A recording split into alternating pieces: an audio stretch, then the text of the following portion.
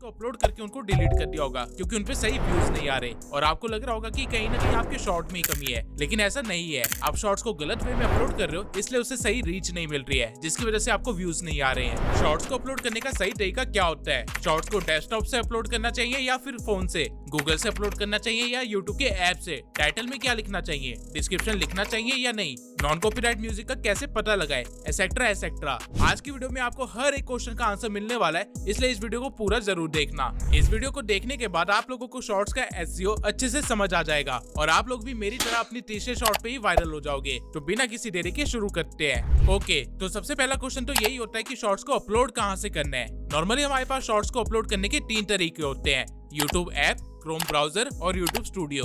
Now काफी लोगों को नहीं पता है, लेकिन इन तीनों मेथड्स के अपने फायदे भी है और नुकसान भी है। और आप अपने शॉर्ट्स को कहां से अपलोड कर रहे हो, इस चीज से काफी फर्क पड़ता है कि आपका शॉर्ट वायरल जाएगा या नहीं। कैसे, अभी समझाता हूँ। जब आप यूट्यूब के ऐप से शॉर्ट को अपलोड कर रहे होते हो तो आपके पास अपलोडिंग की लिमिटेशन होती है। आपको कस्टम थंबनेल लगाने का ऑप्शन नहीं मिलता है और साथ ही टैग्स लगाने का भी ऑप्शन नहीं मिलता है, जिसकी वजह से आपकी ब्राउजिंग सर्च से रीच कम हो सकती है, क्योंकि यूट्यूब के पास ज्यादा डाटा नहीं होता है कि आपका शॉर्ट किस बारे में है। और क्योंकि आपने कस्टम थंबनेल भी नहीं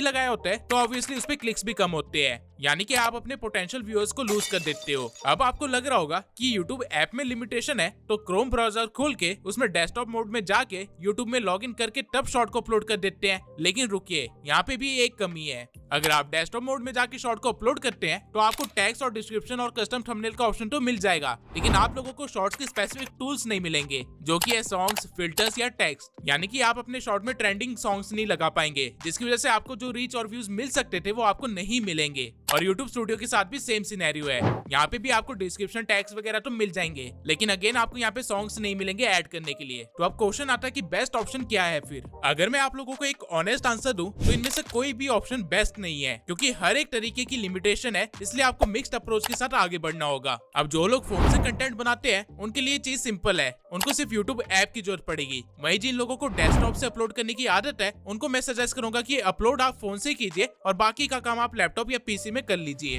अब ये करना कैसे और अपलोडिंग के टाइम किन किन चीजों का ध्यान रखना चाहिए वो चीजें देख लेते हैं। मैं मान के चलता हूँ कि आप लोगों के पास एक शॉर्ट है जो कि आपने पहले से ही क्रिएट कर रखा है। तो अब आपको करना क्या है कि आपको सबसे पहले अपने फोन में यूट्यूब ऐप ओपन कर लेना है और उसके बाद इस प्लस वाले आइकन पे क्लिक करना है। इस पे क्लिक करते ही आपका कैमरा वाला टैब ओपन हो जाएगा। अब अगर आपने अभी तक अपने शॉर्ट को रिकॉर्ड नहीं किया है तो आप यहाँ पे अपने शॉर्ट को रिकॉर्ड कर सकते हैं, लेकिन अगर आपका शॉर्ट पहले से तैयार है और वो ऑलरेडी गैलरी में पड़ा हुआ है तो आप उसको यहाँ से एक्सेस कर सकते हैं। एक बार आप अपने शॉर्ट को क्लिक कर लेंगे तो वो टाइमलाइन में आ जाएगा। ना आप देख सकते हैं कि आपके राइट हैंड साइड में बहुत सारे फीचर्स दिए गए हैं। अगर आप चाहें तो सिर्फ इन फीचर्स का ही यूज करके आप यूट्यूब पे ही शॉर्ट को क्रिएट कर सकते हैं और उससे यहाँ पे ही एडिट करके अपलोड भी कर सकते हैं। लेकिन अभी के लिए आपको इसमें से कुछ भी नहीं करना है और बस ऐड साउंड पे क्लिक कर देना है, जिसके बाद आपके पास सारे ट्रेंडिंग सॉन्ग्स आ जाएंगे और यहाँ पे आपको जितने भी सॉन्ग्स दिख रहे हैं उनको आप बिना डरे अपनी वीडियो में यूज कर सकते हो। सॉन्ग ऐड करने के बाद आप ऊपर से वॉइस ओवर भी दे सकते हो, लेकिन अगर आपने पहले से ही वॉइस ओवर दे रखी है तो आप इस आइकन पे क्लिक करके वॉइस ओवर वाले बटन को बढ़ा सकते हो और म्यूजिक वाले बटन को सिर्फ 1-2% पे छोड़ सकते हो, जिससे पता ही नहीं चलेगा कि आपने कोई म्यूजिक भी ऐड कर रखा है और आपका काम भी हो जाएगा।